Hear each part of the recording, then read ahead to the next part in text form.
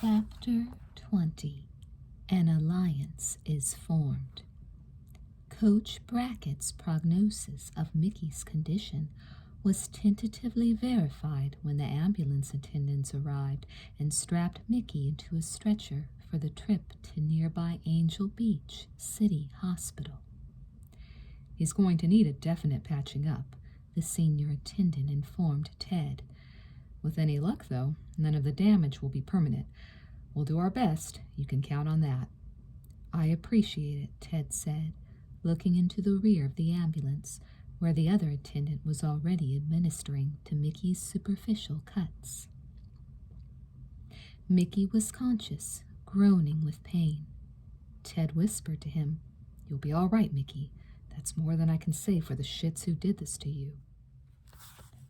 Mickey shook his head and mumbled, "It's my problem." "Not anymore, it isn't," Ted said resolutely. The senior attendant closed the rear door of the ambulance, then climbed in behind the wheel. Turning on his lights and sirens, he pulled out of the parking lot and sped off toward the hospital. Ted watched the ambulance retreat, hands on his holster. Then he nodded to Mickey's friends and said, "I'll see you guys around." "Just you?" Billy said. "You're going there alone?" Ted shook his head. "I've already been on the radio to a few buddies in the force. We'll handle this." "We're going too," Tommy asserted, taking a step forward. Behind him, the others started to voice their agreement. "No, you aren't," Ted told them all. "It's bad enough for us to be going out of our jurisdiction without risking charges of contributing to the delinquency of minors." "But he's our friend as much as he's your brother," Pee-wee said. "Besides, we all got a score to settle with Porky's." "Sorry, Pee-wee, but I have to warn you all to stay away. Bad enough I let them get to Mickey this many times. I couldn't allow you guys to get hurt." As Ted started for his patrol car, Brian pushed his way past the others and blurted out, "Nobody has to get hurt." Everyone looked at Brian. "What do you mean?" Ted asked. "Nobody has to get hurt, and your friends don't have to risk their badges," Brian told him. "I'd be all for that," Ted admitted. "What do you have in mind?" "Well, it's all off the top of my head right now, but I think it will work," Brian said. "It doesn't have to be done tonight, does it?" Ted shook his head. "No, I guess not." "Good," Brian said decisively. "Can I talk to you alone a minute, Ted?" "Sure," Ted said, waving him over. "By my car." As Ted and Brian walked together over to the police cruiser, the others started speculating as to Brian's plan. "What do you think he's got in mind?" Billy said, to no one in particular. "Who knows?" Tommy said. "As long as it gives us a chance to get our licks in, it'll be fine by me." "Yeah," Meat muttered. "I've been kicking myself ever since we went out there for not beating some butt when I had the chance." "Me too," Tim said. "We shouldn't have let Mickey take a fall for us." "Maybe Brian knows a gator trainer or something," Pee-wee said. "Damn, wouldn't it be great to see some gator take a bite or two out of Porky's fat ass?" "I'd pay $100 for a ringside seat," Billy said. Roy Brackett excused himself to Miss Honeywell and drifted over to join the boys. He said, "Whatever you guys come up with, count me in." Tommy looked at the coach with surprise. "You could get fired. Are you kidding? Roy laughed. I have to be the worst teacher in the history of Florida. Hell, I'll be long gone from here after this semester, regardless. And don't call me Coach anymore. Call me Roy. I'm only 23, for Christ's sakes. Is that all? Tommy said. You look older. Tommy, why don't you go sit on a snake? Roy complained. Give me a break.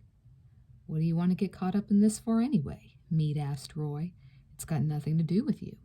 That's what you think. Roy leaned forward and brushed back his hair to reveal a jagged scar just above his right temple. See that beauty? Porky gave me that 6 years ago. Fleeced me for $30 on a scam like the one he used on you, then decided to play rough because I wouldn't cough up any more dough. Shit, I've wanted a shot at that mother ever since. Give me a chance and I'll feed him his nuts for lunch and let him pay the tab. All right, Pee-wee said. You're in, Tommy told Roy. The more the merrier. Brian and Ted came back over to join them. Ted told the group, I think Brian's onto something. We'll meet at his folks' place Sunday afternoon to go over details. 2:00. Anybody who wants in, be there. What's the deal? Tommy said. What do you want us to do? Just sit tight for now, Ted advised them. Don't worry. Once we set this thing up, we'll give Porky one of his own nights to remember. Ted backtracked to his patrol car and drove off. Billy collared Brian and said, So what's the big brainstorm? Don't leave us in the dark. There's a few things we have to check out first before we let the cat out of the bag, Brian said. All I can say is that we'll get back at Porky in a way that will make Pee-wee's prank against Miss Ballbricker look tame. Hot damn, Pee-wee said. You're going to use some trained gators, right?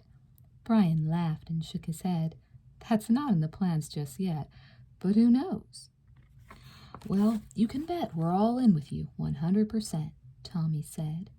Hey, this is for all of us, Brian said. Look, I'll see you guys later, okay? Where are you going? Meade asked. Got a little field research to do, Brian told him as he started for the parking lot.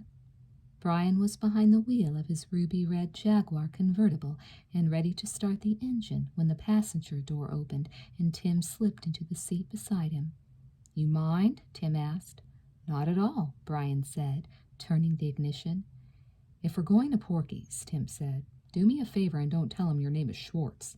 Those jerks are prejudiced out there. They make me look like a saint. Brian smiled, backing out of his parking space and pulling out onto the main road. As the wind rushed past them, stirring their hair, Brian said, How about if I tell them I'm Patty O'Connor or Aloysius O'Brien? Too Jewish, Tim reflected. Can't take any chances. You need something safe, like Joe Smith. Joe Smith, Brian repeated. Right. Actually, though, I don't plan on going inside. I want to do some outside reconnaissance, figure out the lay of the land out there. Makes sense, Tim said. They drove down Bartlett, past the Deadbeat Diner and the Industrial Park. It was a lazy night, not much traffic, only a few pedestrians. I got an idea, though, Brian. Yeah? Well, I don't know how good an idea it'll be to spend a lot of time snooping around out in the open. I've got some binoculars at home. We could use them to case the place out from a distance. That's a good idea, but are you sure you want to go home? I doubt that my old man will be there yet, Tim said. He spends most of his time at a biker bar out by the wharf, getting drunk and talking like a big shot. If he's home, we can just drive by. Otherwise, I'd like to snatch up a few other things too, if that's all right. No problem, Brian said. Glad to help. Tim gave Brian directions to his house. It was a run-down 2-bedroom cottage tucked back in one of the poorer sections of town. There was no sign of Mr. Kavanaugh's motorcycle. Just wait here and keep the motor running, Tim said. They won't go for your hubcaps if they know you're behind the wheel. Okay, Brian said. And hey, Tim, if you've got a stray pad of paper and pencil, bring it along too. I want to make some sketches while we're out there. Sure thing. Tim got out of the Jaguar and hopped the broken picket fence surrounding the Kavanaugh property. The front yard was overgrown with weeds and was littered with stray parts belonging to a wheelless 48 Hudson that was mounted on cinder blocks near the front porch. The rest of the neighborhood was equally unkempt, and Brian felt a disturbing trace of guilt being there in the Jaguar. His family's wealth always seemed a burden in ways, but now the feeling was even more pronounced. He could almost sympathize with the prejudice spawned from the roots of poverty he saw around him. Almost. Whenever he thought he was reacting too strongly against prejudice, he only had to remember the look on his father's face a dozen years ago, when he found out that his entire family had been put on a train in Germany and sent to die at the concentration camp in Auschwitz. Brian's reverie was snapped by the sound of a high-pitched motor coming down the road toward him. He glanced up and saw a single headlight bobbing over ruts in the roadway. His tensed nerves drew even tauter, and when the door to the car suddenly swung open, his heart slammed against his ribs and tried to leap up his throat. Tim quickly closed the door behind him and whispered to Brian, "Kill your lights and pull forward a couple houses." Brian followed Tim's instructions, and when Tim crouched down below the dashboard, he did the same. Moments later, Mr. Kavanaugh rode by on his motorcycle and pulled into his yard. Dropping his kickstand, he left the motor running, hopped off, and rushed up the front steps and into the house. "Okay, let's get out of here," Tim said. "Quick!" Brian started up the convertible and raced down the street a few more houses before turning on his lights. "Boy, that was close." "You don't know how close," Tim said. He tossed the battered suitcase he'd filled with personal things into the back seat. "My old man's packed, too. He doesn't have much, enough to strap into his bike with no problem." "You think he's going to leave for good?" Brian asked. "I'd bet on it." "But I don't see why he has to," Brian said. "Jarvis just threatened him. I don't think he really planned to follow through unless your dad forced his hand." "You don't know my pa," Ted said. "That's just what he might be planning to do." "Force Ted's hand?" Tim took a deep breath and said, "My old man's a gun freak. He's got half a dozen of them at least, and they're all missing." "I don't believe it," Brian said as he slowed down for a stop sign. They were at the turnoff leading to the Everglades roadway and PORKY'S. "You don't think he'd do anything rash, do you?" "You saw him tonight," Tim said. "What would you say?" "Maybe we should warn Ted," Brian suggested. "We can when we get back. My pa was probably just getting back from the bar. Maybe he drank it all out of his system and decided to sleep it off at home, then take off tomorrow." "I hope so." Brian turned onto the road leading into the swamps. He flicked on his brights, but the fog was too dense, and he dimmed them again. Out here, away from the city, the air was cooler. Brian kept the roof down, but rolled up his windows to cut down on the breeze. He turned on the radio. Mathis crackled over the speakers. "So how about letting me in on the master plan?" Tim said, after they'd driven a few miles without talking. "What's the next step once we scout the place out?" "Well, that'll depend," Brian said. "I figure we have two options. First off, we could—" "Yeah, go on." "Shh," Brian said, holding his hand up. "What is it?" Brian reached over and turned off the radio, then rolled his window down and leaned to one side while keeping his eyes on the road. "Hear it?" Back down the road was the persistent whine of an engine. "Shit," Tim muttered. Brian eased down on the accelerator, and the Jaguar pushed on through the fog. Behind them, a solitary headlight suddenly blinked on, and the motorcycle's whine rose in pitch as it sped up, coming closer. "He must have noticed your car when he pulled in at home," Tim said. "When he saw my stuff was gone, he must have put two and two together and come back out." "How fast can that bike of his go?" Brian asked, glancing down at his speedometer. He was doing 55, already a fast speed to be taking through the Everglades. 100, easy, Tim said. "God damn him." Brian looked in his rearview mirror. The headlight was slowly looming closer, cutting through the fog like a glowing ball. He could barely make out the outline of the motorcycle and driver behind it, but the sound of the laboring bike's engine was clearly audible. He inched the speedometer to 60 miles an hour, but the cycle continued to gain on them. Brian had to quit looking in the mirror and concentrate on the way before him, where the visibility was less than 20 feet. Suddenly there was a simultaneous popping sound and the sharp thud of something striking the car from behind.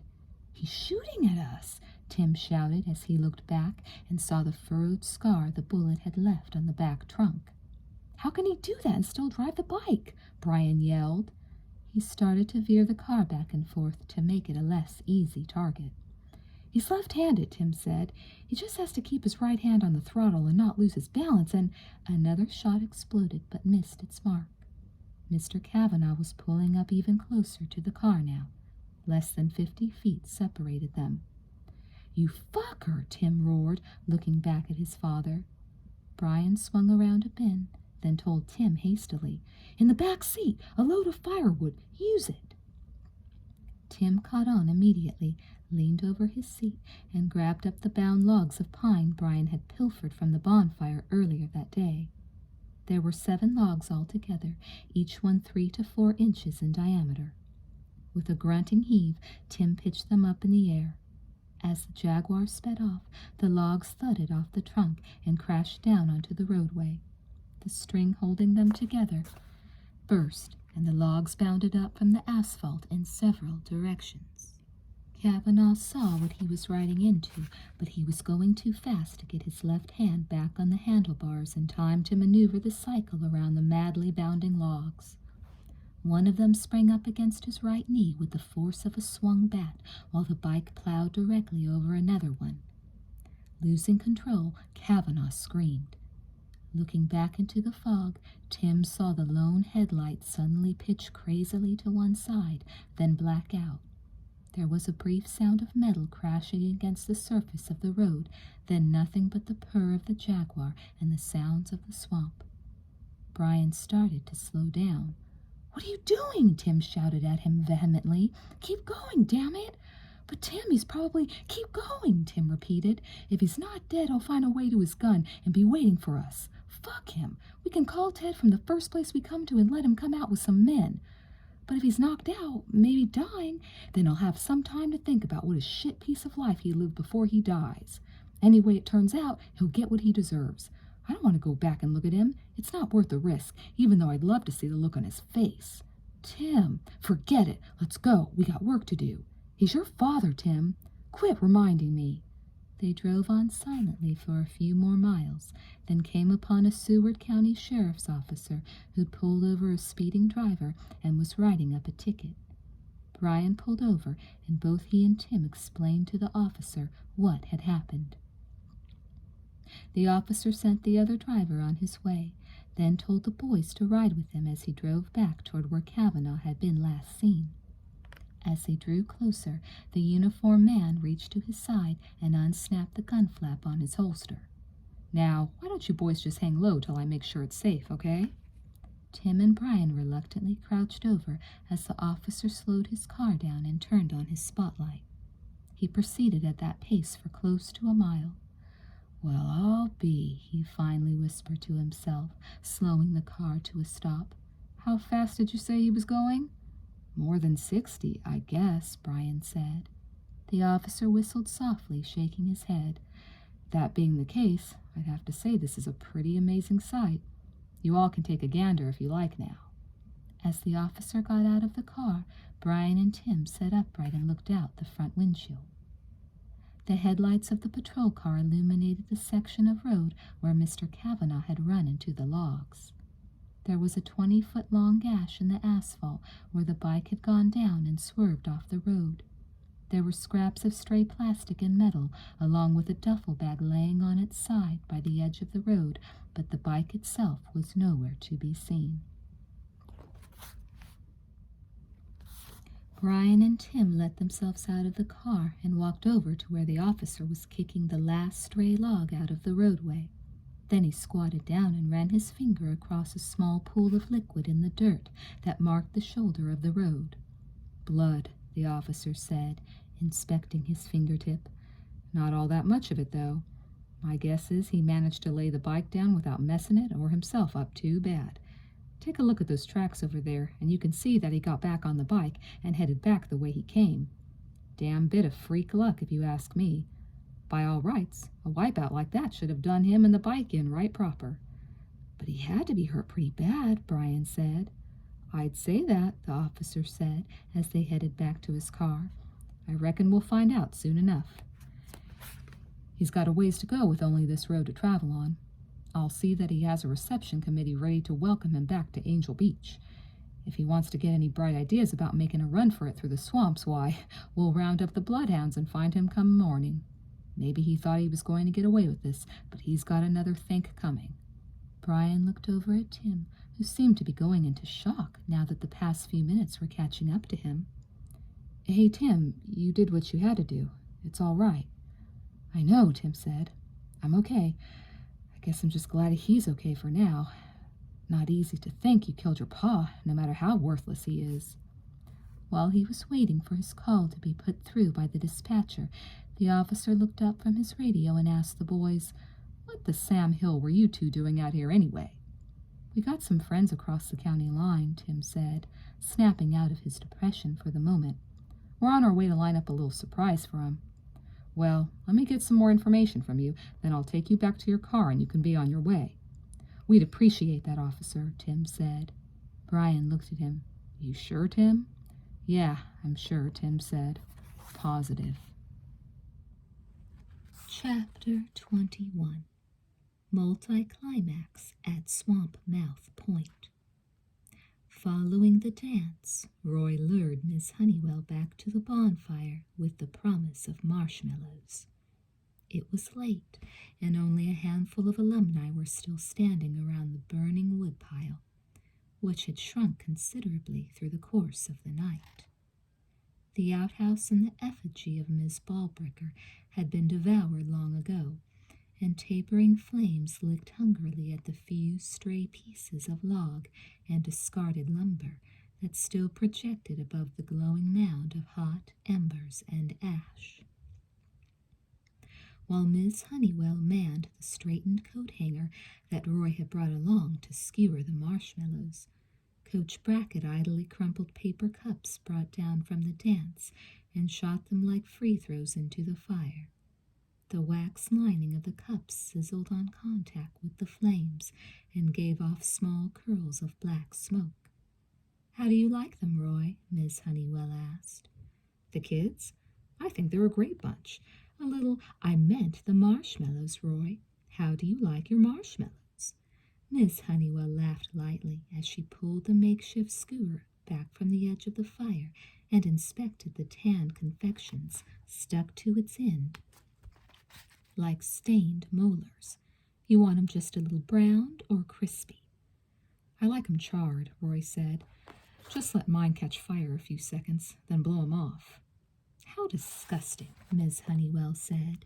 She pried the first batch of marshmallows off the hanger and popped them in her mouth. She reloaded the skewer and held it back over the coals. It was a nice night tonight, don't you think? She asked. Well, there were a few disruptions at the dance that I could have done without, Roy said. He threw in the last of the cups, then came over to supervise the cremation of his marshmallows. That's true, Miss Honeywell reflected. I like the way you handled Tim Kavanaugh's father. What a creep. He made my skin crawl. Tell me about it. At least now I know why Tim can be such a hard-ass sometimes. I was never too keen on my old man, but compared to Kavanaugh, he's like someone out of Norman Rockwell. Roy took Miss Honeywell's hand and helped her pull his marshmallows out of the fire. He turned her wrist and watched the flames move around the marshmallows, then blew them out. Now for the good part. Roy carefully pried off the darkened blisters of the marshmallow skins, then popped them in his mouth as he put the skewer back over the flames so that the exposed white cores could be subjected to direct heat. What a pervert, Miss Honeywell teased. You ever tried 'em this way? Roy asked. No, I can't say I have. Well, don't knock 'em until you've tried 'em. No, thanks. Roy still had his fingers clasped around Miss Honeywell's hand, and he moved close beside her as they both stared at the fire. You know, he said, this reminds me of when I was a teenager and we used to stoke up a big fire out on Swamp Mouth Point. We'd all sit around and try to scare each other with stories about boogeymen and escaped maniacs from the state hospital. Then, when the fire died out, we'd have to take this path home through the swamps, where it'd be pitch dark and full of all kinds of weird noises. My specialty was making sure I was walking next to one of the girls. I'd hear a bullfrog and pretend it was a secret call made by this band of renegade Seminoles that hung out in the swamps and liked to kidnap ladies for strange rituals. Boy, the next thing I knew, I'd have that girl clinging to me like a toadstool to a dead log. Typical boys' move, Miss Honeywell said. It wouldn't have worked on me, though. Oh, yeah? Says who? Says me, Miss Honeywell said with a smile, shaking Roy's hand loose and retrieving the torched marshmallow cinters. She blew on them until they cooled down, then nibbled one of them off the hanger. Making a face, she spat it out into the fire and handed the skewer to Roy. Here, they're all yours. Boy, Roy said, as he pried off the treat and ate it. While he was licking the mess off his fingertips, he looked at Miss Honeywell and said, You know, Swamp Mouth Point's only a 10-minute drive from here. I've got $5 that says I can scare the bejesus out of you by the time we set up a small fire and watch it go out. Miss Honeywell stared back at him, then nodded her head determinedly. Okay, Roy Brackett, you're on. Ho, ho, Roy taunted. He tossed the skewer into the fire and rubbed his palms together. This'll be the easiest $5 I ever made. We'll see about that. Miss Honeywell bent over and started picking up stray scraps of wood that hadn't found their way into the bonfire. Roy came up with an armload of his own, and they took the wood over to the gleaming yellow tow truck Roy had borrowed from his father for the upcoming weekend. He was going to be pulling the senior float the following afternoon. They put the wood in back, then hopped into the front cab. As Roy was driving across the rolling terrain toward the main road, he reached underneath the seat and pulled out a small bottle of blackberry brandy. How about a little hair of the berry to warm up by, he suggested. Miss Honeywell took the bottle, tilted back her head, downed a few swallows, and licked her lips. She handed it back to Roy, and he helped himself to a few sips. He was feeling fine and started humming to himself. I heard you tell the boys you didn't think you were cracked up to be a teacher, Miss Honeywell said. You heard right, Roy said. When I got out of high school, all I knew was that I didn't want to end up working for my old man at his filling station. I had this reputation as a basketball player, so I went along with it and just sort of fell into teaching phys ed. Doesn't suit me, though. I know what you mean, Miss Honeywell sighed. I feel like I'm just putting in time, waiting for something better to come along. Sometimes I feel like I'm in for a long wait. How do you mean? Miss Honeywell took the brandy back and had another sip. She stared out the window without saying anything for a few moments. They were on the main road now, heading south. A quarter-mile down, Roy turned off onto a gravel-packed path leading into the coastal fringe of the Everglades. Hello? Roy said, tapping Miss Honeywell. You there still? She nodded her head. Just thinking. About what? My cheerleaders, she said. The way they remind me of when I was their age. It just seems so long ago. Oh, come on, Roy said. He slowed down as he took the truck over choppy ground, inched through a belt of mangroves, and finally came upon a spot of beach reaching inland from the coast. It was a desolate spot, and the only trace of civilization, besides a few scattered beer cans in the sand, were the winking lights of boats out on the Gulf. Roy stopped the truck and looked over at Miss Honeywell. Look, it's only been 5-6 years since we were seniors. You sound like you're reminiscing at the old age home or something. Well, I'm not getting any younger. Miss Honeywell drank another swallow of brandy, then handed the bottle back to Roy. I've got an aunt, Aunt Arlene. She says a rosary every day for me because she's afraid I'm going to end up a spinster. What? You can't be serious. Some people are behind the times, Roy. They think that if you aren't married and having kids by the time you're 20, you're already past your prime. What a bunch of garbage, Roy exclaimed. He drained off all but the last bit of brandy, then passed it to Miss Honeywell and said, I hope you don't believe any of that. No, I guess not. She finished the brandy. Then they sat a few minutes in the cab, just watching the moonlight play off the ripples of the swamp. Roy slowly shifted across the bench seat, moving closer to Miss Honeywell. As if on cue, she sighed again and said, "How much longer do you think it would be before they started calling me Lassie for a different reason than why they do now?" Roy stopped where he was, as if a barrier had been suddenly sprung into place. His hand, which had been crawling stealthily across the backrest toward Miss Honeywell, beat a hasty retreat. Caught off guard, all he could do was sputter a thick-tongued, "Uh-huh?" Miss Honeywell noticed Roy's stunned reaction and smiled ruefully.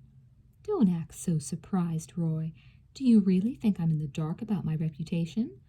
Well, you didn't want to bring me here to tell me ghost stories, did you, Roy?" "Hey, I sure did.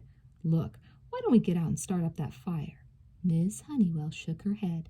"It's okay, Roy. I like you. You're a nice guy. We don't have to play these games." "What games?" Roy said, frustrated. "I'll tell you a little secret, if it'll help make you feel better. I've only had sex in the equipment room one other time. With Coach Warren, of course. That's all it took. From then on, I was Lassie. So you see, you rate, after all. I wouldn't let just anyone drag me up there." Roy laughed bitterly. "Drag you up? I dragged you up there? Funny, that's not the way I remember it."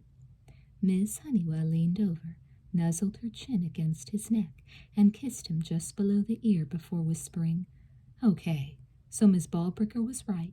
I'm guilty of moral turpitude. I throw myself at the mercy of the court."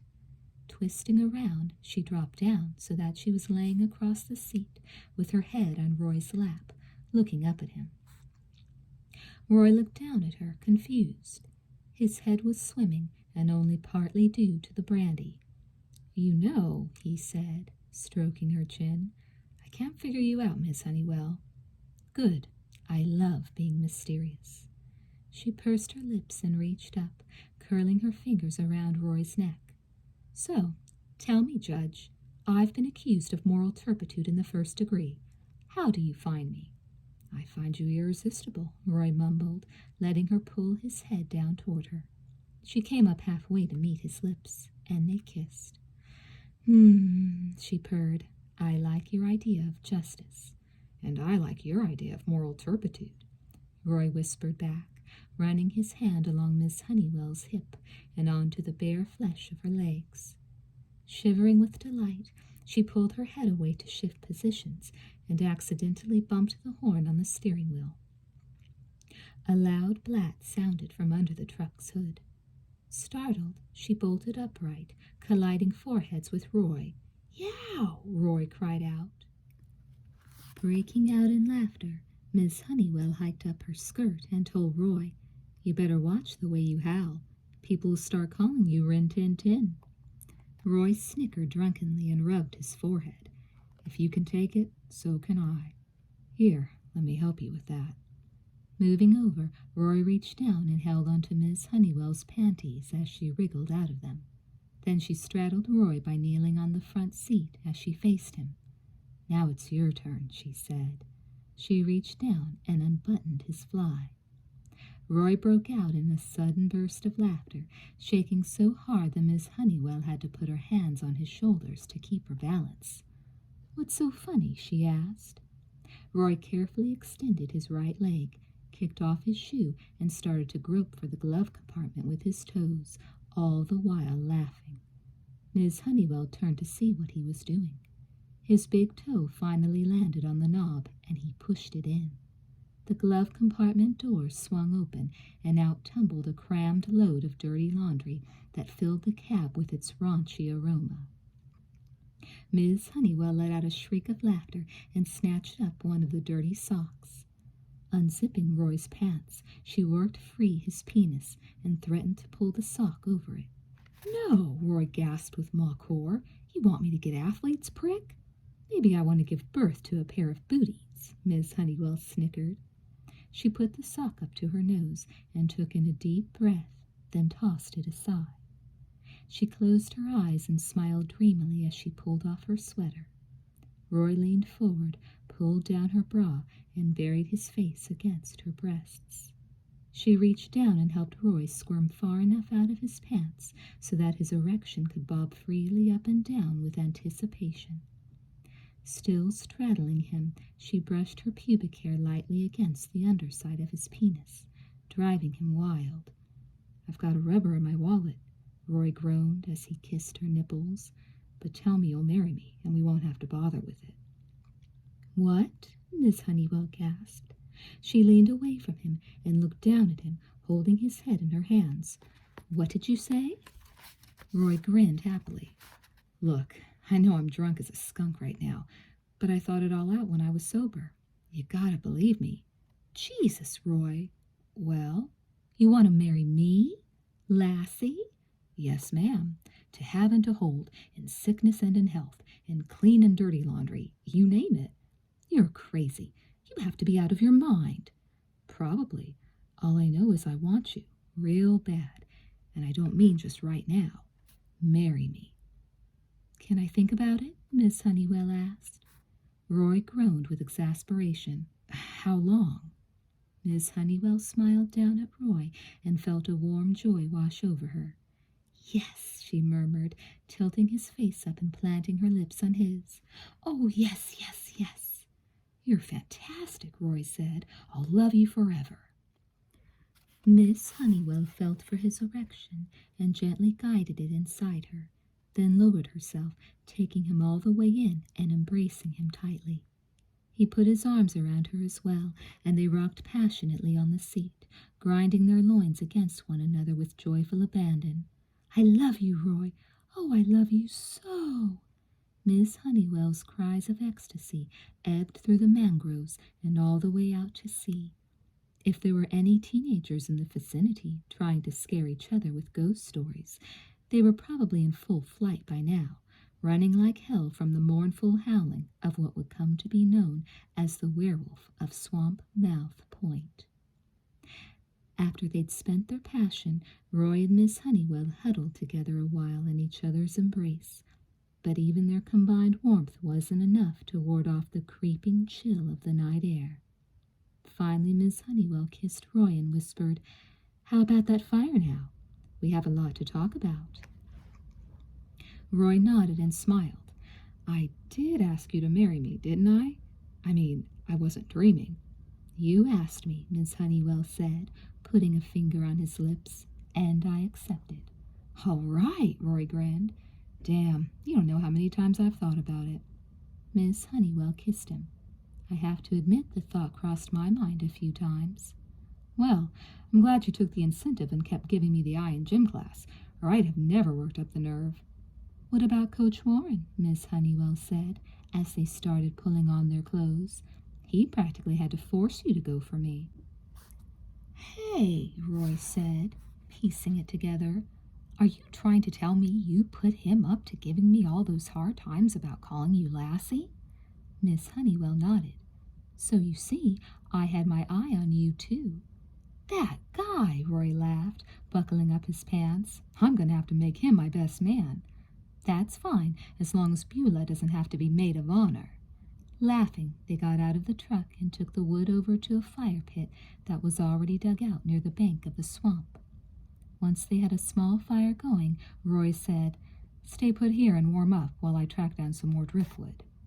Roy followed the swamp out a few dozen yards to where it fed into the Gulf. He hummed to himself as he scanned the beach for good-sized logs that had been cast ashore and not soaked by the tide. He still had trouble believing his good fortune. She'd said yes. It was incredible. He, Roy Brackett, whose only claim to fame was 19 straight free throws, was going to marry the loveliest woman in all Angel Beach. What's more, she had a sense of humor, and she actually cared for him. Damn, wasn't life great? Roy managed to find 2 fair-sized chunks of driftwood and an uprooted tree trunk the size of his head. As he was heading back to the point, he heard sirens coming to life somewhere through the mangroves, near the main road running through the Everglades. That was only a quarter of a mile away and through the foliage of the swamps. Roy could see an occasional glimpse of a sweeping spotlight. Suddenly paranoid, Roy picked up his pace and moved with silent swiftness across the sand. As he came into view of the campfire, he suddenly stopped. There was someone standing over Miss Honeywell, holding a gun on her. Kavanaugh. Awful nice to run into a nice lady like yourself, Roy could hear the older man telling his fiancée. There was a hard, threatening edge to Kavanaugh's voice, and he sounded like he was in pain. As his pulse began racing, Roy swallowed hard and moved quietly into the shadows of the mangroves. "You ain't here all by yourself, are you?" Kavanaugh was asking Miss Honeywell. "Yes," Miss Honeywell said quickly. I come here a lot, just to be alone." "Well, you got company now," Kavanaugh leered. "More than just me, too, most likely. Hear them sirens? They're for me. Goddamn lawmen coming to get me." "I don't want any trouble," Miss Honeywell said. "Just leave me. I won't tell anyone I saw you." "Oh, no, I wouldn't dream of that, miss. I think I'll just stay right here. You'll be a handy person to have close by in case one of them lawmen gets the idea he wants to take a pot shot at me." "Bastard," Roy whispered under his breath. Bending over, he carefully set down the 2 logs, but kept a grip on the tree trunk as he slowly moved closer to the fire and circled around so that the truck was between him and Kavanaugh. Time seemed to grind to a standstill. Neither Kavanaugh nor Miss Honeywell spoke. Roy held his breath, afraid to make any sound that might draw Kavanaugh's attention. The air was far from silent, but the buzz of insects and far-off sirens weren't loud enough to cover any possible move on Roy's part. Finally, there was another noise from across the swamp. Straining his eyes, Roy was able to make out the figure of a man emerging through the undergrowth. It was Ted Jarvis. A shot rang out suddenly and raised bark off the surface of a mangrove next to Ted's face. He quickly ducked for cover. "I got plenty more where that came from," Kavanaugh shouted. "Just show yourself and I'll give you another one." Staying behind cover, Jarvis called out, "I'm not the only one out here, Kavanaugh. We'll have you surrounded in no time. You'd be wise to throw down your gun and give up." "Ha!" Kavanaugh roared. "Guess again, boy. My bike might have given out on me, but I just stumbled on an even better set of wheels, and I got myself a lady friend who's going for a little ride with me. I don't think you'll want to see her get hurt. Am I right?"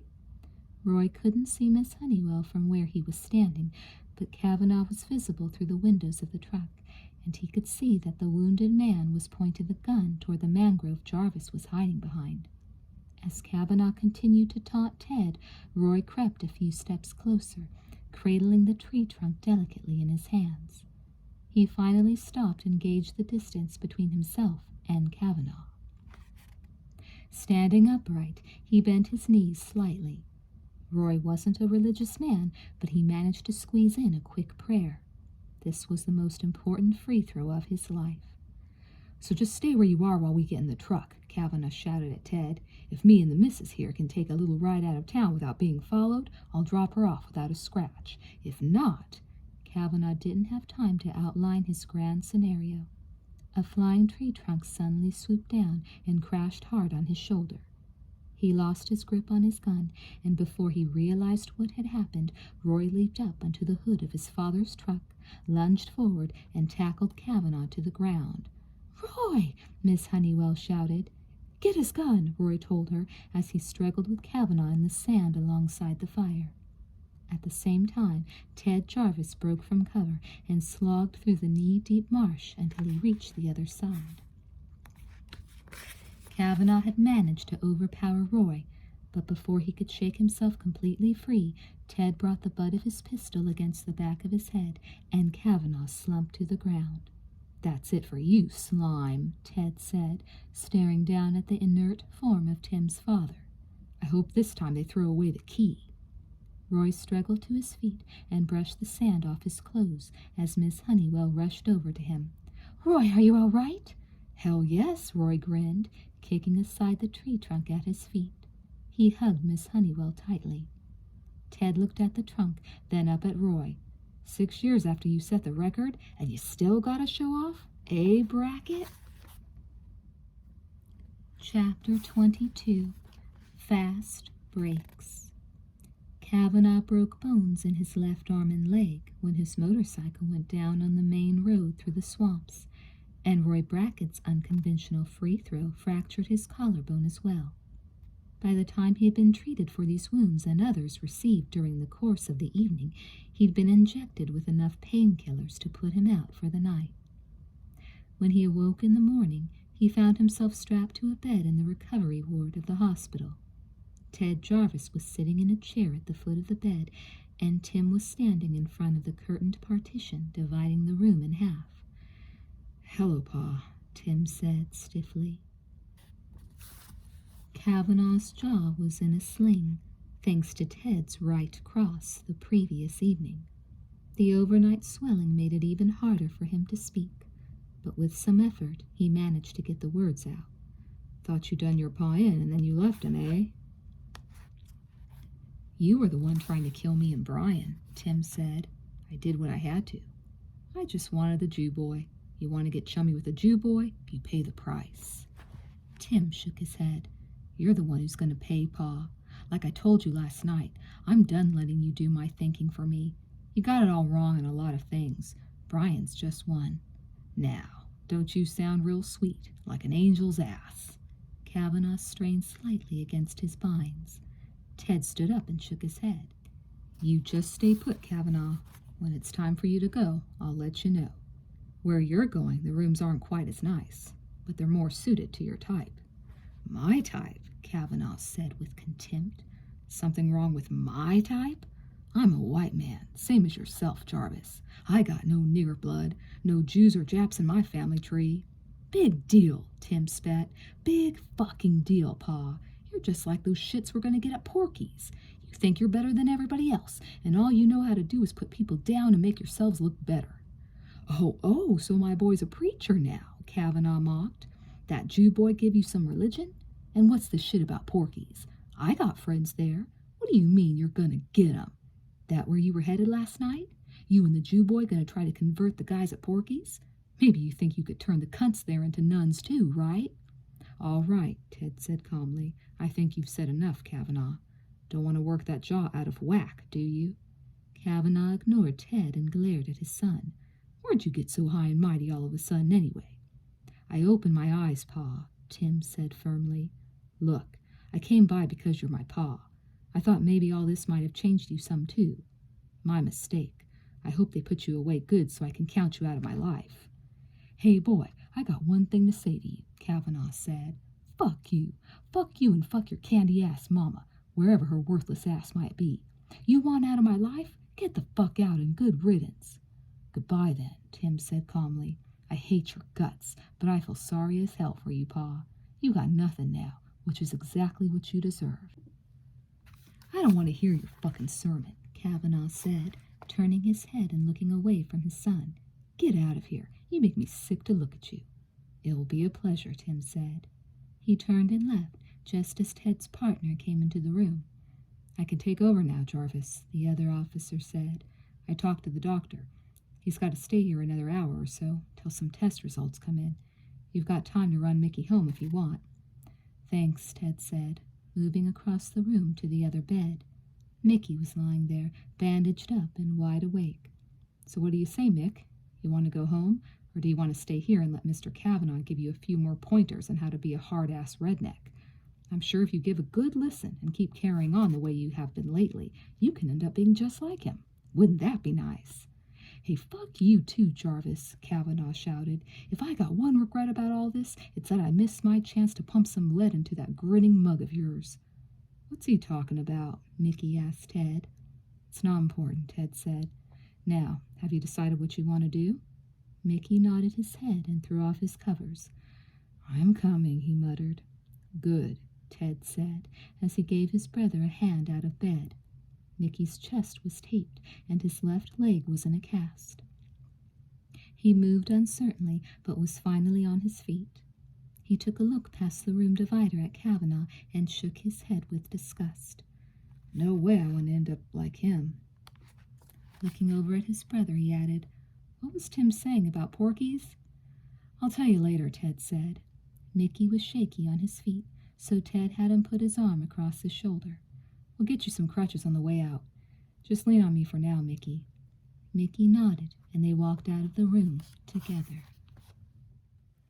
Chapter 23. Operation Oink. For the majority of students at Angel Beach High, the weekend was one that would be remembered for its homecoming activities. But for a handful of seniors and a certain member of the faculty, the moments spent between the homecoming parade, the upset victory over Fort Myers, and the big dance on Saturday night were of equal importance. They made phone calls, ran errands, and looked up friends, and by Sunday afternoon, what had been a mere brainstorm on Thursday night had almost miraculously bloomed into a plan ready for execution. Brian's father was a caterer, and the huge throng gathered at the Schwartz residence was treated to a lavish smorgasbord lunch, while Brian and Ted outlined what had already become affectionately known as Operation Oink. The scope of the plan was immense and required military precision and scrutiny to the smallest detail. The meeting was begun at 2. It was after 5 and the sun was beginning to set when the small caravan of trucks and cars pulled away from the house. An hour later, the first phase of the operation was under way. It was Sunday night, but Porky's didn't cater to the religiously inclined, and the bar was as packed and rowdy as ever. In fact, there was a battle of the bands taking place inside, and beers were only half price during the competition.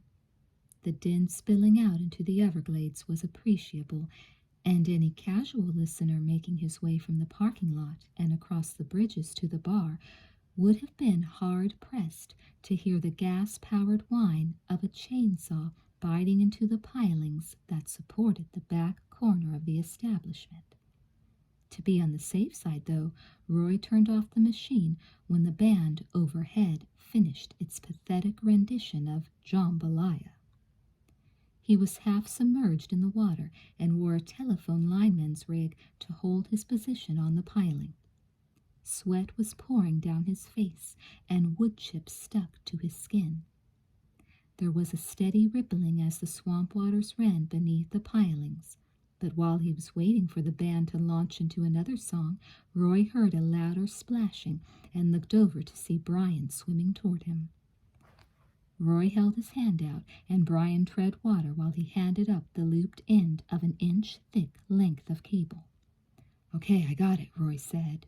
He took the cable and wrapped it around the piling a few inches below the deep gash he'd sawed into the wood. Swimming over to the other rear corner of the bar, Brian came upon Tommy and Billy, who were duplicating the rigging of the support post there. Closer to the shore, the water was more shallow, and Tommy was able to work his chainsaw while standing in the mucky sediment of the swamp bed. Meat was squatting behind some bushes on the embankment, serving as a lookout man. He suddenly turned to Tommy, Billy, and Brian, put his fingers to his mouth, and let out a short, shrill whistle. Billy and Brian quickly crouched low in the water. Tommy set the chainsaw on a makeshift float before submerging himself. The three of them looked like triplicate Kilroys. In the parking lot, Pee-wee was leaning against the yellow tow truck belonging to Roy's father, sipping a beer and pretending as if he belonged there. Between sips, he turned his head to watch a pair of drunks stumble into their pickup truck and shakily drive off. Pee-wee held his can up and waved it back and forth twice. Meat saw the signal and quickly relayed 2 long whistles to those in the water. While Billy and Tommy continued their work, Brian swam out to an unattended motorboat moored in the shadows near the shore opposite from Porky's. The boat's prow pointed away from the bank, and Brian came up behind it. Reaching inside the boat, he wound loose cable around a large spool until the slack length trailing over the side drew taut. It reached all the way across the swamp to the piling Roy had just abandoned. Brian tested the line, then locked the spool in place so that it wouldn't feed the cable back out. Phase 2 was in Tim's hands. while the Wallace-town sheriff and his crew of lackeys complained their way through hand after hand of poker inside the station and listened to the blare of country music over their wall radio, Tim was underneath their cars, putting years of tinkering expertise to use. Because he was working in such a vulnerable position, unable to break for cover if any of the officers suddenly decided to leave the station, Frank Bell was watching the poker game from the docks on the other side of the building. He held a string of firecrackers in one hand and a cigarette lighter in the other. At the first sign that the sheriff or one of his deputies might head out to the front before Tim was finished, Frank would drop the lit firecrackers on the docks and dive into the channel waters to divert attention out back. Frank was a fine swimmer despite his anemic physique, and he liked to boast he could hold his breath and duck bullets underwater better than Johnny Weissmuller in his prime. Hopefully he wouldn't be tested in either category tonight. When Billy had secured his length of cable around the piling Tommy had sawed, he crawled ashore and carefully fed out more of the thick line as he made his way to the parking lot. He took care to see that the line was covered by brush or grass, and that when it was pulled taut, it wouldn't snag on anything. When he reached the yellow tow truck, he tied the remaining end around the trailer hitch on the rear bumper. After double-checking the knot, he grabbed another coil of cable and headed back for the water, where Tommy was at work on another one of the pilings. As soon as Joey Patterson arrived in his '53 Chevy pickup and backed into the spot next to the tow truck, he took over the main watch while Pee-wee grabbed a canvas satchel from the front seat and scurried over to one of the bridges connecting the parking lot with the main road. Meat was already under the bridge, working in knee-deep water as he affixed a network of wiring to the main supports of the structure. "How's it going?" Pee-wee asked. Meat grinned as he pressed a tack over another length of wire to hold it in place. "Smooth going so far." "I know," Pee-wee whispered excitedly. "Isn't it great?" Meat nodded and pointed to the satchel. "I'm ready for the good stuff now." "All right. Careful, we want to be around to see the show." "Hey, I got it all under control," Pee-wee bragged.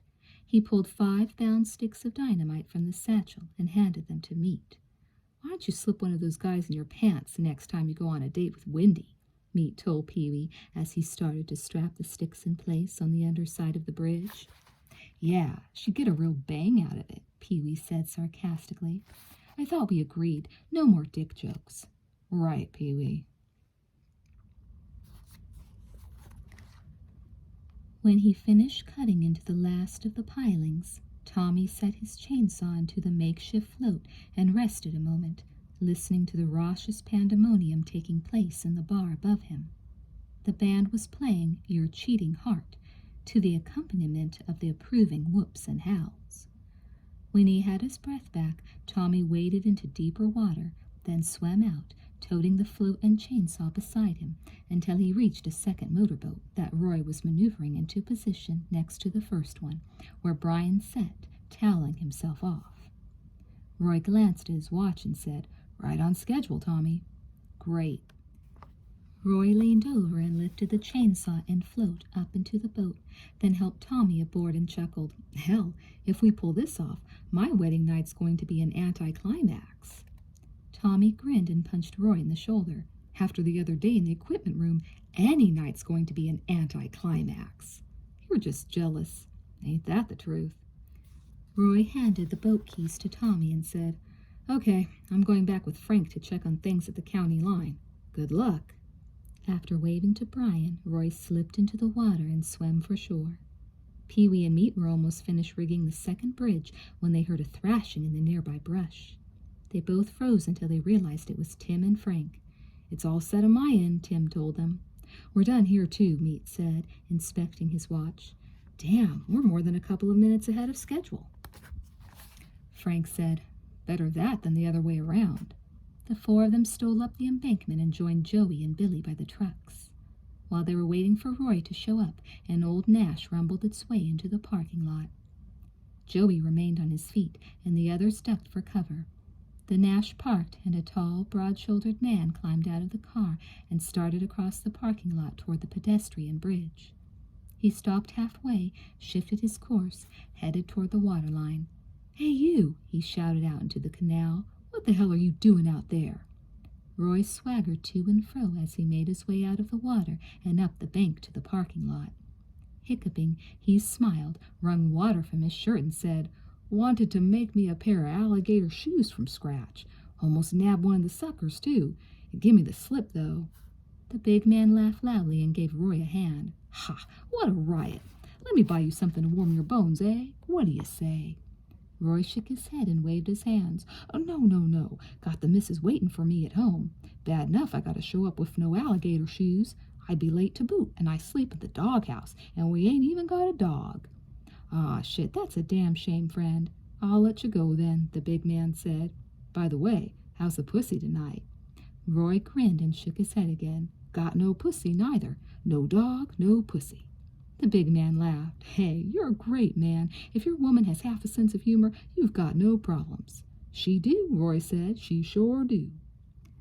Still laughing, the big man finally let Roy go and headed over the pedestrian bridge to the bar. Roy let out a deep sigh and quickly glanced at his watch. He took a closer look at it, then shook his wrist before putting it to his ear. "Damn thing's supposed to be waterproof," he mumbled as the others scrambled from their hiding places and rushed over. "No sweat, we're still right on the money," Billy told him. "Thank God," Roy said, and looked at Frank. "Let's hit it then." As Roy and Frank got into Frank's coupe and drove off, Billy went around to the driver's side of the yellow tow truck, leaned on the horn, and sent a short, shrill blast sounding across the swamp. Moments later, a plaintive whoop sounded from the direction of the moored power boats. "They're ready too," Billy said. "What do we do now?" Pee-wee asked. Billy said, "We wait." Chapter 24. Porky's Night to Remember. It was well past midnight when the big man who'd accosted Roy earlier staggered out of Porky's. He sang the praises of a woman named Irene as he crossed the pedestrian bridge and made his way to his lonesome Nash, which sat by itself in the back corner of the parking lot. With some difficulty, he found his way behind the wheel and drove off, leaving 3 other cars besides the 2 trucks in the parking lot. "Think that's it?" Pee-wee asked as he peered out the passenger's window of Joey's truck. "Close enough," Billy said. He was standing outside near the door. Cupping his hands over his mouth, he let forth 2 sickly hoots into the night. They were presently answered in kind from the distant shore. Then the sound of 2 outboard motors droned into life out on the water. Billy looked at Joey and Tim, who were behind the wheels of the 2 trucks. They both signaled thumbs up. Meat was standing by the rear of Joey's truck. Billy told him, "Okay, you know the plan. If there's any sign of guns or shit like that, we cut loose and that's that. Got it?" Meat snapped a salute, then added, "You sure you don't want me to go in with you?" Billy shook his head. "It's all blocked out, man. Everybody's got their job to do." "Well, good luck." "Thanks, man. I'll need it."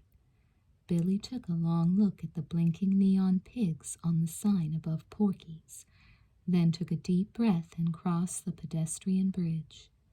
As he started down the ramp toward the entrance, he peered out into the darkness and saw both Brian and Tommy waving to him from their positions behind the wheels of the motorboats. Inside the bar, the bouncers and a few of the dancers were sitting by the stage, smoking cigarettes and enjoying their last beers of the night, while the remaining few band members packed up their instruments and equipment. The stray pigs were sniffling through the trash on the floor until they heard a call from the main entrance that sent them squealing in all directions. "Soo-wee! Soo-wee!" Billy wailed at the top of his lungs. "What the hell?" one of the bouncers said, turning his head. The others looked toward Billy as well and mumbled their own expletives. "I want to see Porky," Billy told them calmly. The bartender laughed and grinned at one of the dancers, who was still wearing only her G-string and pasties. "He wants to see Porky," he says. Another one of the bouncers chuckled at Billy. "You're come too late for any action, boy. All the pussy here's worn out for one night. Ain't that right, Irene?" "Amen," Irene sniggered. "The boys from Angel Beach are here," Billy told them, unfazed. "Tell Porky to bring the best he's got and meet us in the parking lot. Now." "God damn, don't you little shits ever learn your damn lessons?" the second bouncer complained. "Jesus, I get mighty tired having to beat on your candy little asses." Without responding further, Billy swung about and strode out of the bar. By the time he'd recrossed the pedestrian bridge and climbed up to join the others in the parking lot, Porky had heaved his bulking frame out the main door and was angrily chewing on his cigar while he glared at the boys. Behind him, his bouncers emerged with chains and axe handles in their hands. "Listen up, you shit-for-brain little snots," Porky bellowed, raising the length of crowbar clutched in his meaty palm. "We're through pampering you with a few friendly punches. Now get your goddamn fucking asses gone from here, or I'll wrap this goddamn bar around your goddamn faces." Billy laughed lightly and looked at Meat. "You think he goddamn means it, Meat?" he asked calmly. Meat grinned and answered, "I goddamn do. Maybe we goddamn better." "Goddamn," Pee-wee threw in for good measure. "You think this is a joking matter?" Porky roared, making a move toward the pedestrian bridge. "You boys just signed away your good health." Billy looked over his shoulder at Joey, who gunned his engine and leaned on his horn. Tim started up the other truck as well. Out in the channel, the dull purr of idling motors suddenly changed to high-pitched roars as Tommy and Brian opened the throttles on the powerboats. Tommy's boat had a horn, and he sounded it over the drone of his engine. "Say what?" Porky growled. He took his cigar out of his mouth and leaned over the railing for a glimpse in the direction of the boats. Just then, the two boats lunged forward in the water, pulling cables taut behind them. The entire foundation of Porky's jostled slightly, and Porky jumped back from the railing, startled even further. Joey and Tim floored their accelerators, and the two trucks began spinning their rear tires on the gravel of the parking lot as they strained against the cables attached to the front pilings of the bar. The structure began to waver as if in the grips of a localized tremor.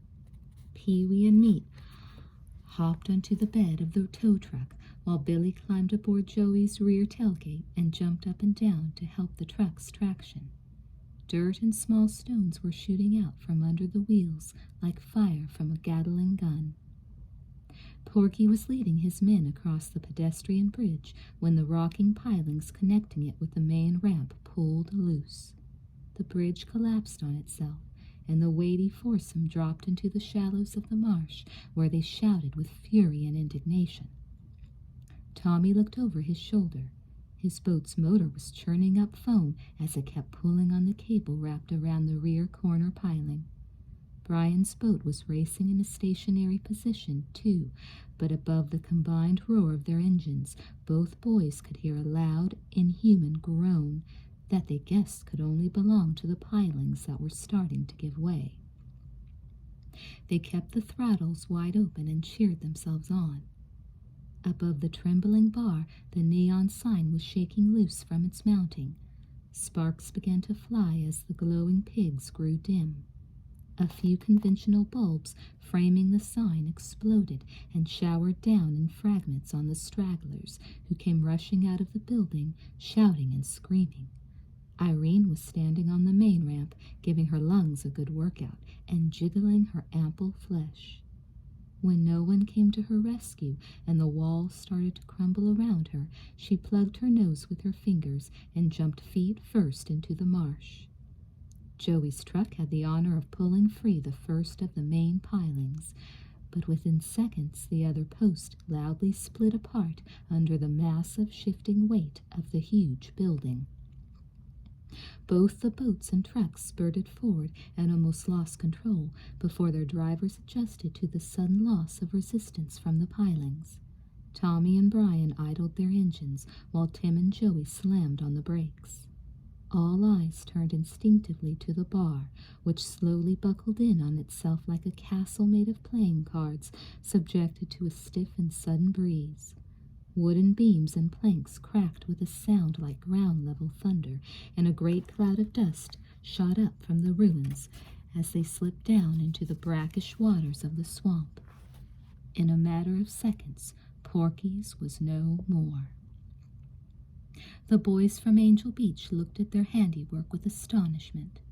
All at once, they broke out in a triumphant chorus of howls and yaps that, all together, might have rivaled the mating call of Miss Honeywell.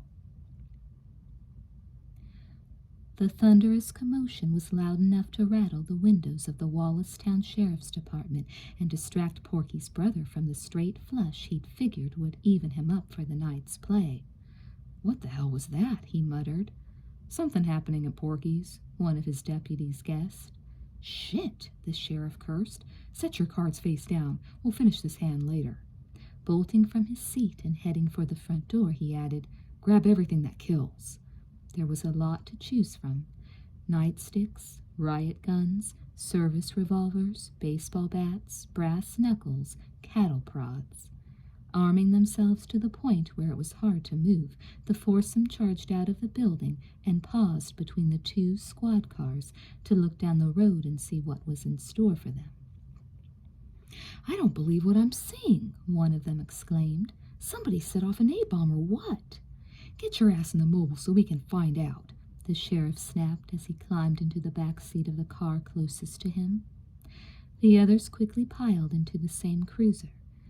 The deputy behind the wheel started up the engine, then shifted gears and floored the accelerator. His mouth flew open with shock as the patrol car barreled backward and crashed through the bay doors of the garage and over the poker table. The deputy was too stunned to react, and the car brought down the rear wall of the building on its way over the docks and into the heart of the swamp below. The four men managed to squeeze open their doors and crawl free before the car settled beneath the waters of the channel. Sputtering for air, the sheriff tread toward the dock and stared daggers at the deputy who'd brought them on this offbeat tour of Wallacestown. "Don't you know the goddamn difference between reverse and drive, Euphis?" "I did put it in drive," Euphis insisted. "Well, once we get on dry land, I'm going to put my foot in drive and floor it halfway up your ass, chitlin' head." There was a growing roar as two speedboats cut through the waters on the other side of the docks. Brian and Tommy slowed their engines temporarily to stare at the downed officers. Then Tommy shouted out, "I'm looking for the Wallacestown car wash. You guys know where it is?" Seeing one of the deputies clamber up a ladder to the docks and go for his holster, the boys sped off in their boots and were around the next bend before the deputy could get off a shot. "Kids!" the sheriff snarled with rage, slapping at the surface of the marsh with anger. "It's them damn kids!" Porky was even more livid than his brother. Looking away from his demolished realm, he sped out the sogged butt of his broken cigar and waded out of the marsh as he thrashed the fallen uprights of the pedestrian bridge with his crowbar. "Gone!" he railed between blows. "Somebody's gonna die for this. I want somebody dead for this." In the parking lot, Meat and Pee-wee were hurriedly untying the cables from the trailer hitches of the two trucks. "Hurry up!" Billy shouted, jumping into the front seat of Joey's truck. "We've got to get out of here now." "Okay," Meat called out, throwing aside the cable and hopping aboard the tow truck. Tim gave it some gas and sped across the lot. As soon as he was over one of the two bridges connecting the parking lot with the main road, Meat jumped back down to the ground long enough to run over and push down the remote plunger hidden behind a nearby bush. With a muffled roar, the bridge they had just crossed erupted in a shower of mud and splintered wood. "You sons of bitches!" Porky shouted. "I'll kill you with my own bare hands once I get a hold of you." As Joey drove off toward the remaining bridge, Porky and his bouncers climbed into a monstrous pink Cadillac with a cast silver pig for a hood ornament.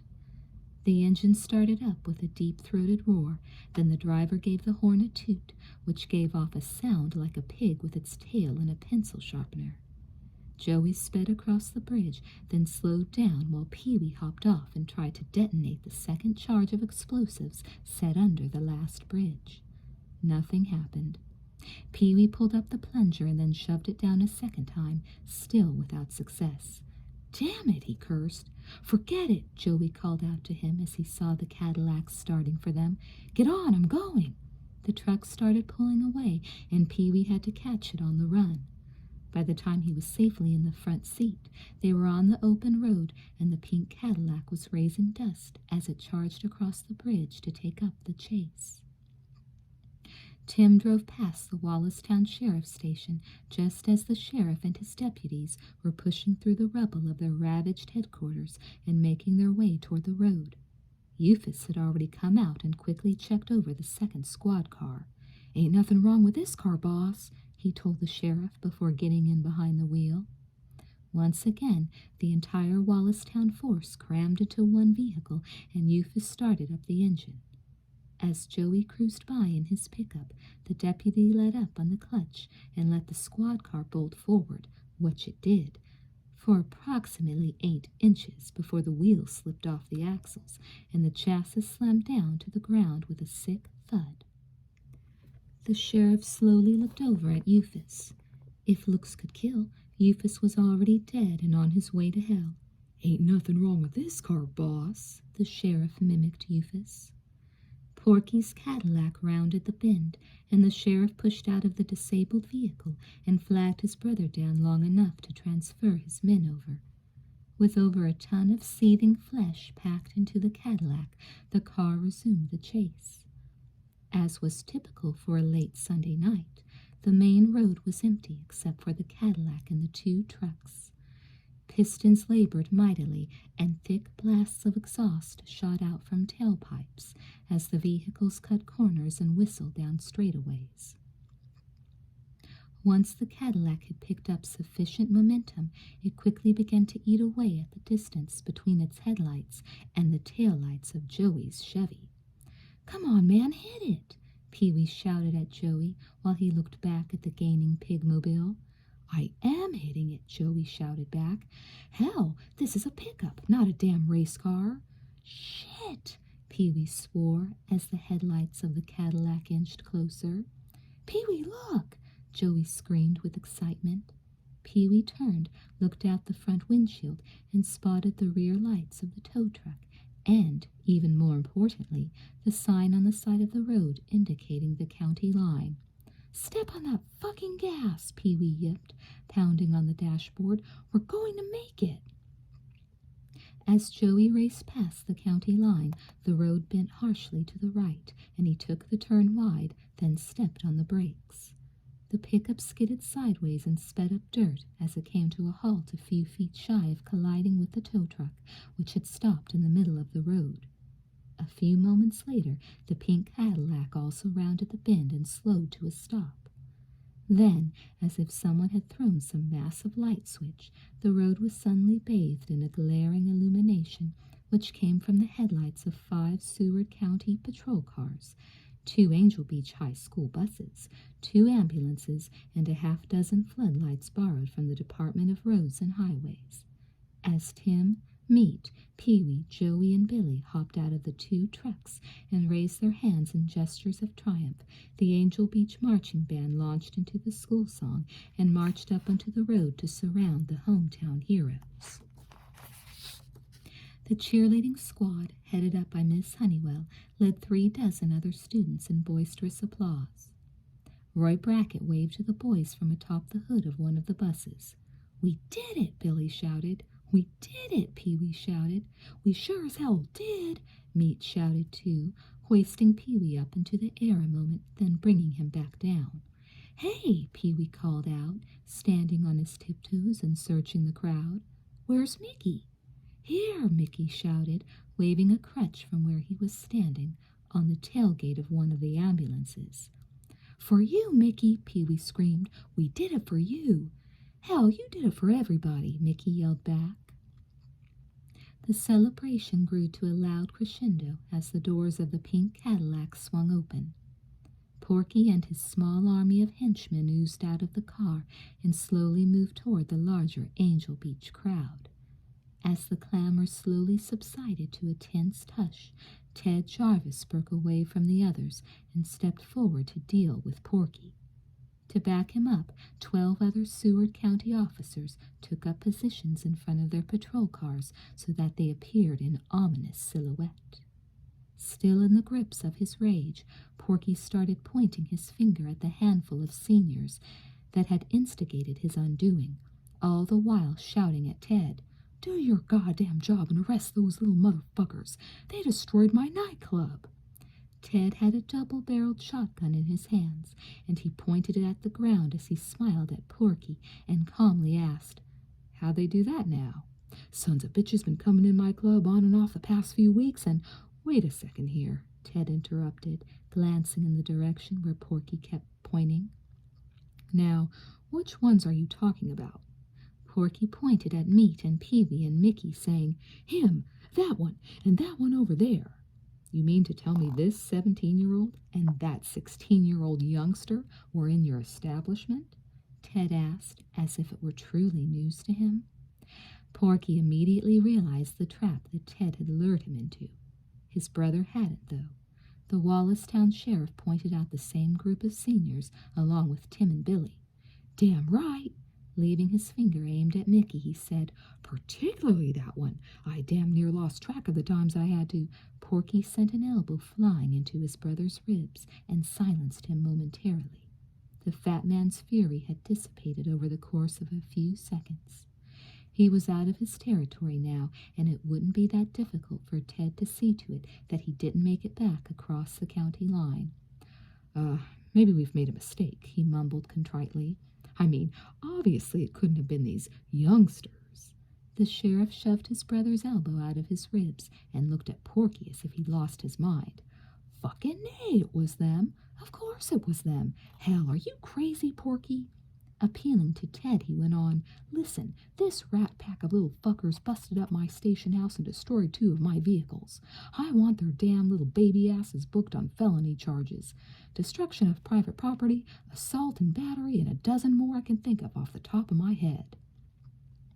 Ted shifted his grip slightly on the shotgun and let the barrels point dangerously close to his Wallacestown counterpart's feet. "Sheriff," he said, still calm, "you seem to be forgetting that you're in my county now. I wonder what you could be booked for." "Huh?" The sheriff was only beginning to catch on. He watched uncertainly as Ted took a few steps closer and eyed the front end of the Cadillac. Securing a firm grip on his shotgun, Ted rammed its stock into the right headlight and shattered the lens. "Driving with a broken headlight?" Ted said, glancing over at Porky and the sheriff. "That's a $50 fine in Seward County." While the sheriff fumed and tried to keep his anger under wraps, Porky went to his pockets and came up with a roll of bills. He peeled off 3 20s and held them out to Ted, saying, "Here, that should cover it." Ted shook his head, took a step back, and aimed his shotgun at the right wheel. As some of the students in the background cheered him on, he fired a shot, and the front end of the Cadillac sank down as far as the wheel rim. "Blown tire," Ted said. Porky shed a few more bills from his money roll, but Ted wasn't paying attention. He raised the shotgun and pumped a shot through the hood. The engine gave off a sick sound. "Bad radiator," Ted guessed. "This car's a mess." "Get 'em, brother!" Mickey shouted out from the ambulance. Porky's brother was about to take a step forward when Porky held him back by holding one arm out like a crossing guard. Ted cocked the shotgun and laid the barrel up next to the pig hood ornament. He squeezed the trigger and half the pig disappeared. "Okay, how much you want?" Porky said, waving the whole wad of bills now. Ted stared at the money a while, then looked away from it and into Porky's eyes. I'll let you off on the promise that you'll get your fat ass back across the county line, he said evenly, and the promise from your brother that all peccadillos that might have occurred tonight will be forgotten. Porky's brother shouted, Hey, why don't you take your peccadillos and stick 'em? Porky clapped his hand over the sheriff's mouth and told him, Promise him, for Christ's sake. When Porky pulled his hand away, his brother blurted, I'll promise to put my foot right up his God. Porky intervened again, this time warning the sheriff, Promise him, you asshole, or you're going to end up collecting pig chips again. Porky took his hand away, and the sheriff murmured, I promise. Didn't catch that, Sheriff, Ted said. I said I promise you, mother. Porky kept his hand over his brother's mouth this time. Now get this car out of Seward County, Ted told him, gesturing at the Cadillac. You shot the tire and blew up the engine, Porky complained. How? Ted looked past Porky at the assembled crew of heavies gathered behind him and said, Just put a little weight behind it. I'm sure you and your boys can handle that. Porky nodded, then turned around just long enough to signal for his men to get to work pushing the car. When he looked back at Ted, he calmly said, I'm going to take this on the chin this time and get back to my own turf, officer. But let me tell you something. You haven't seen the last of me, not by a long shot. Behind Ted, a few members of the student body booed Porky. The same goes for you, Porky told them. Chapter 25, Pee-wee's Night to Remember, 2. The celebration got its second wind once Tommy and Brian ran their boats up on shore and pushed on their horns. The throng swept off the road, quickly surrounded them, and started in with a new round of cheering and song. In a way, this was an extension of the homecoming merriment, a last-minute extravaganza, turning it into a 3-day affair. Students who had never even heard of Porky's had shown up on the time-honored high school premise that any excuse for a party would do. By the time Brian and Tommy battled their way through the mob and reached the other perpetrators of Operation Oink, it was clear that one member of the outing was feeling less than jubilant. Pee-wee, this is a perfect ending, Tommy exclaimed. Come on, cheer up. Yeah, it's really perfect, Pee-wee muttered glumly as he kicked a stone across the road. Well, what's wrong? Tommy asked, leading Pee-wee away from the others. Jesus Christ, Pee-wee moaned. Now that we tore down Porky's, there goes my last chance of ever getting laid. Tommy brightened. Is that all that's bothering you, Pee-wee? Shit, it's already taken care of. What? Tommy looked around and finally spotted Wendy hanging out with the other cheerleaders. When he raised a hand to get her attention and then tried to wave her over, she tried to disappear into the crowd. Oh, no you don't, Wendy, Tommy shouted, loud enough for her and most of the students to hear. Come on over here. No, Tommy, she called out, but Meat reached out and grabbed her before she could get away. He led her over to Tommy and Pee-wee while she continued to plead, Don't make me. Absolutely, Tommy said. A bet's a bet. Now you have to pay up. Meat let go of Wendy and she glowered at Tommy, grumbling, I should have gotten better odds. Seeing that Pee-wee hadn't caught on yet, Tommy reminded Wendy, You said if we pulled it off, you'd break Pee-wee's cherry. Hands on her hips, Wendy snapped, Tell the whole school, why don't you? Pee-wee frowned with annoyance and whined, What do you mean, break Pee-wee's cherry? Hey, Pee-wee, you want to get laid or not? Tommy told him. If you're not cherry, you don't get Wendy. Pee-wee had a sudden change of heart. Beaming, he said, Oh, I'm cherry, man. Cherry is George Washington's tree. He looked at Wendy insistently. You could put me on top of a banana split, I'm so cherry. Tommy looked at Wendy. Well? Shaking her head with resignation, Wendy stepped forward, took Pee-wee's hand, and looked around for a likely place. All right, she said, as she led Pee-wee toward one of the school buses. Just keep it quiet. Come on, Shrimp, let's get it over with. No dick jokes, Pee-wee told her. The rest of the guys followed them over to the bus and then stood outside to keep guard while Wendy and Pee-wee went inside and headed to the back. Can it really be? Tommy said. We'll have to make some changes in the yearbook, Billy observed. Meat said, I wonder if Pee-wee's a moaner. A mooner, yes, Tommy snickered. A moaner? I doubt it. We'll never know if we don't shut up, Billy said. They all fell silent and strained their ears to hear above the din of the nearby festivities. Then Wendy's voice rang out from the back of the bus, filled with indignation. You dickhead! The first time you come on a date wearing one, now you don't have one at all. There was a flutter of suppressed laughter outside the bus as the boys listened to the frantic sound of footsteps rushing toward the front of the bus. The door swung open and Pee-wee leaned out, holding up his unzipped pants. Before he could say anything, Brian already had his hand out, and he dropped a packaged condom in Pee-wee's palm. Know how to use one? Mead asked him. Of course he does, Tommy answered for Pee-wee. Remember, he tried one out just last week. Mr. Be Prepared. Pee-wee took the condom and closed the door without comment. He could be heard rushing back to Wendy. Hey, Tommy, Billy said, changing the topic for the moment. Now that Miss Honeywell's engaged, does that make her ineligible for your top 10? Tommy thought a moment. I'm not sure. I'll have to take it up with the rules committee. Shh, listen, Meat said. Jesus, he's coming back up here again. Maybe it's Wendy this time, trying to get away, Billy thought out loud. The door swung open. It was Pee-wee again. It's too big, man. It's too big. What are you talking about, Pee-wee? They all come in one size, Tommy said, as the others searched through their wallets. Hell, you think they make training rubbers or something? Billy cracked. He pulled a condom from the back fold of his wallet and handed it up, saying, Wear it in good health, Casanova. Hey, guys, Mickey called out, limping over on his crutches to join them. Look, I want to thank you for putting it to Porky. I guess I should have asked for help earlier. I guess you should have left it alone in the first place, Tommy said. You're right, Mickey said. You're absolutely right. Next time, I'm just going to take you guys to this place down on Carling Street.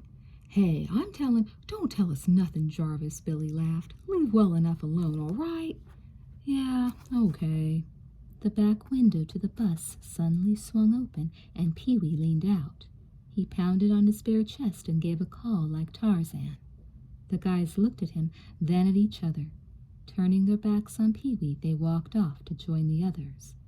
On the other side of the road, Roy Brackett and Miss Honeywell were sitting on the hood of the yellow tow truck. Hearing Pee-wee's yell, Roy said, I wonder what the hell that's all about. Miss Honeywell looked hard at Pee-wee and saw the expression of profound joy on his face as he continued to wail and beat his chest. Smiling contentedly, she whispered, I think they call it the sincerest form of flattery.